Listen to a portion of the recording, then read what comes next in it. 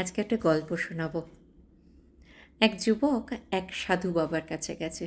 সাধু বাবার কাছে গিয়ে বলছেন যে, বাবা, আমার জীবনে সফলতাটা বড় কম আসে। বারবার ব্যর্থতার মুখোমুখি হয়ে আমি ভীষণ ক্লান্ত, বিধ্বস্ত।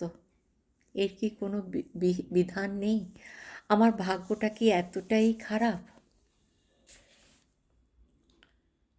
সাধু বাবা স্মিত হাসলেন, হেসে বললেন, এই যে ঘরের ওই কোণটায় একটা কলসি দেখছো, ওই কলসিটা নিয়ে তুমি নদীতে যাও।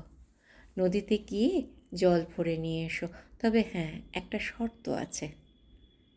তোমার কলসির মুখ কিন্তু কোনো ঢাকনা দিয়ে বন্ধ করা যাবে না। যুবক যৎপরোনাস্তি অবাক হলো ঠিকই, তবুও কোনো প্রতিবাদ না করে নদীতে গেল, জল ভরে নিয়ে এলো। কিন্তু সে দেখল জল ভরে নিয়ে আসতে আসতে এতটা পথ, যথারীতি অর্ধেক জল পড়ে গেছে মাটিতে। সে বিমর্ষ কণ্ঠে সাধু বাবাকে বললেন, দেখেছেন তো আমার ভাগ্যটা কীরকম বিরূপ। আমি যা কিছুই রাখতে চাই সবই পড়ে যায়, নষ্ট হয়। সাধু বাবা বললেন, যাও, তুমি আরও একবার এই কলসিটাকে নিয়েই নদীতে যাও।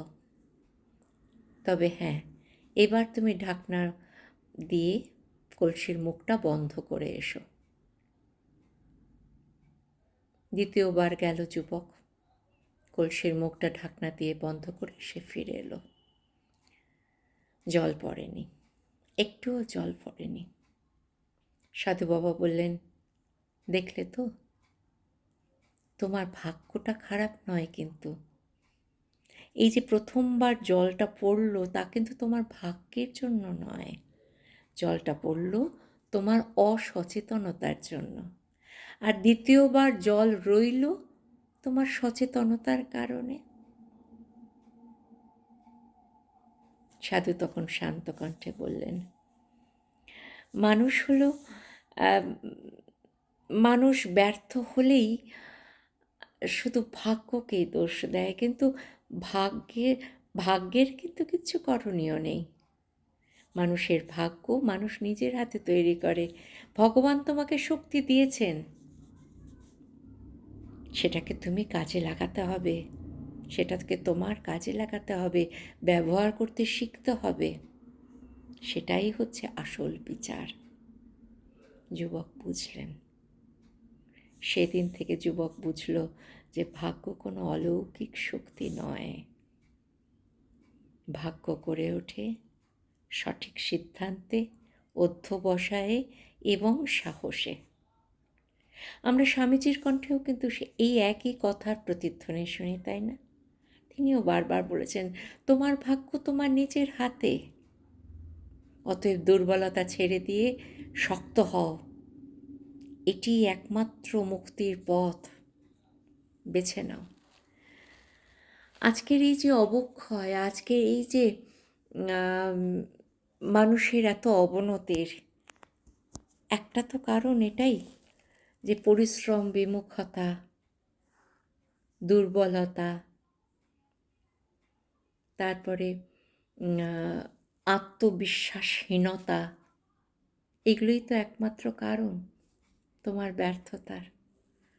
তাই ভাগ্য কিন্তু কিচ্ছু করতে পারবে না। ভাগ্য কিন্তু ইচ্ছা করলেই তুমি ভাগ্যটাকে পাল্টে দিতে পারো। তো স্বামীজির এই যে বাণী, এই যে উপদেশ, এটা কতটা কার্যকরী না আমাদের জীবনে। কবিগুরু রবীন্দ্রনাথ ঠাকুরও কিন্তু স্বীকার করেছেন। হ্যাঁ, জাপানি কবি ওকাকুরা যখন ভারত দর্শনে এসেছিলেন, রবীন্দ্রনাথের সঙ্গে যখন যোগাযোগ করেছিলেন, তখন রবীন্দ্রনাথ বলেছিলেন যে, ভারতবর্ষকে চিনতে চাইছো? ভারতবর্ষকে চিনতে চাইলে আগে বিবেকানন্দকে জানতে হবে। There is in him everything positive, nothing negative. এই নেতিবাচক চিন্তা আমাদেরকে পঙ্গু করে ফেলে।